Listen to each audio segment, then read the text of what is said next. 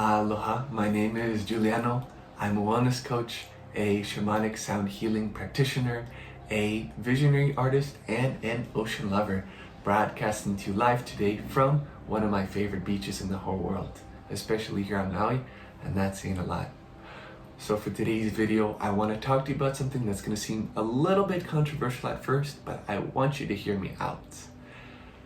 Meditation is brainwashing.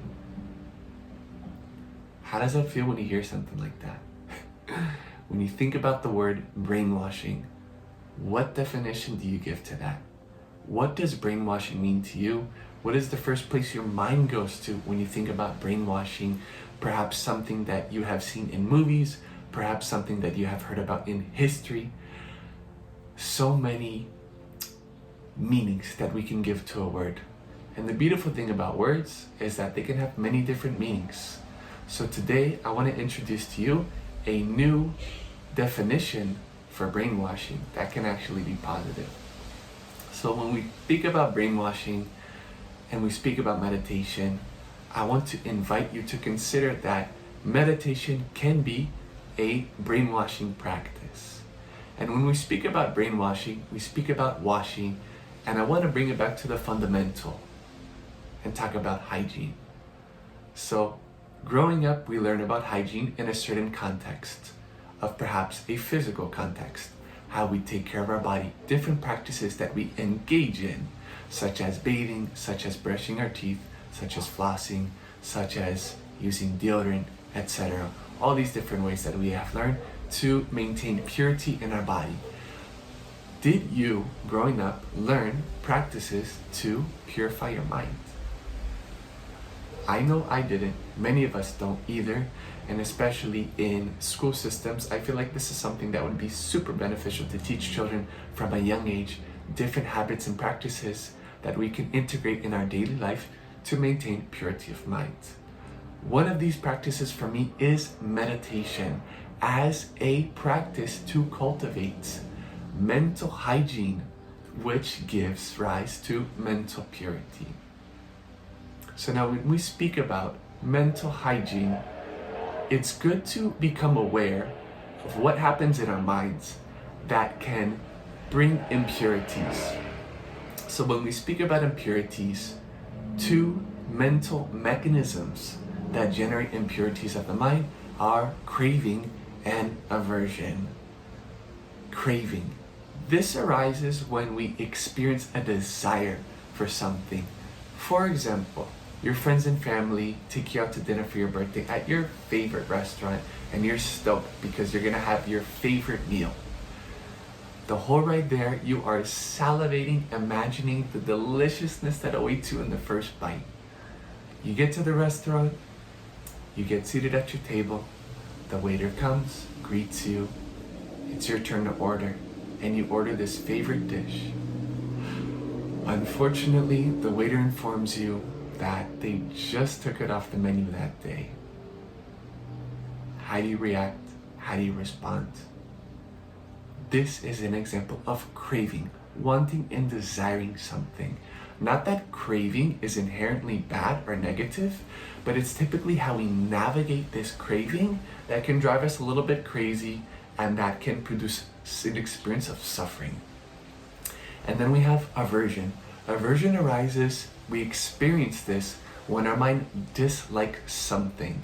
So we can experience this in this situation of your birthday dinner, where you ask for your favorite dish, the waiter tells you it's not on the menu. How do you respond? With anger, with frustration, disliking the experience, disliking what you heard. And typically when we have this kind of experience, it can tend to go downhill from there. This is another example of how we can experience suffering through the form of aversion. Now, fortunately, there are ways that we can learn to navigate these experiences.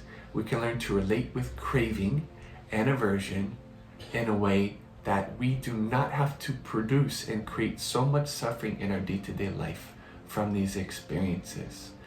Two of my best friends that support me to navigate this are awareness and equanimity.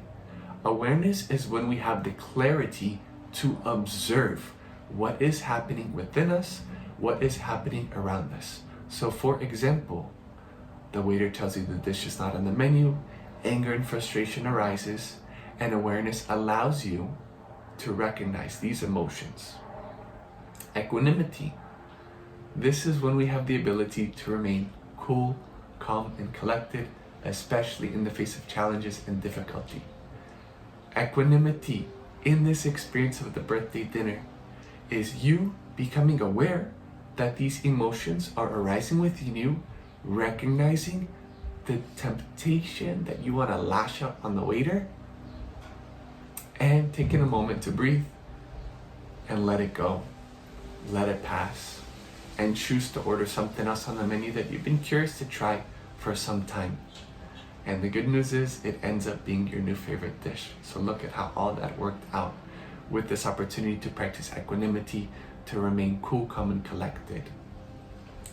So we know why it's important to practice physical hygiene, so that we don't give off an odor, so that we are physically presentable, and many, many more things. Why is it important to practice mental hygiene? Well, for one, you get to develop a certain level of mental fortitude when challenges and difficulties arise in your life, in your experiences, especially in this last year that we have been in a global unfolding that has been quite challenging and quite difficult. Awareness, equanimity, and meditation as a practice of mental hygiene supports you to be able to navigate these experiences with clarity and to not get thrown off your horse so easily, to be able to generate a certain sense of balance in your inner being, learning how to stay centered, learning how to stay equanimous in these types of experiences and beyond. This is a wonderful life skill that will serve you for many, many years.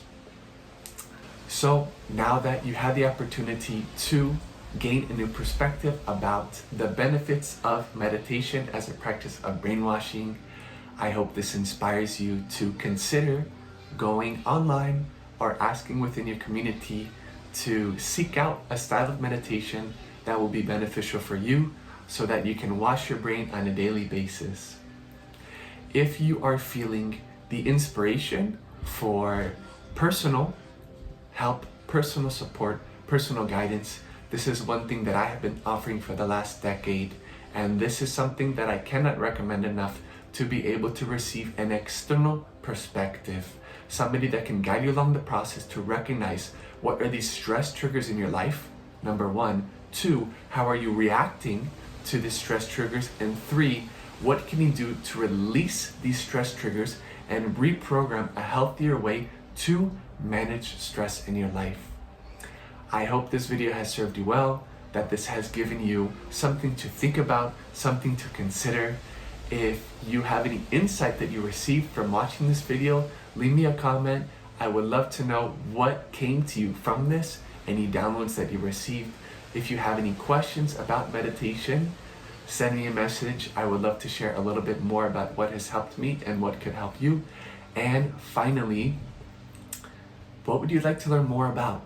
It has been such an enjoyable experience for me to create these videos for you. If there's a certain topic that you would love me to dive into and share my perspective on, leave a comment below about that. Wishing you a blessed day, and until next time, aloha.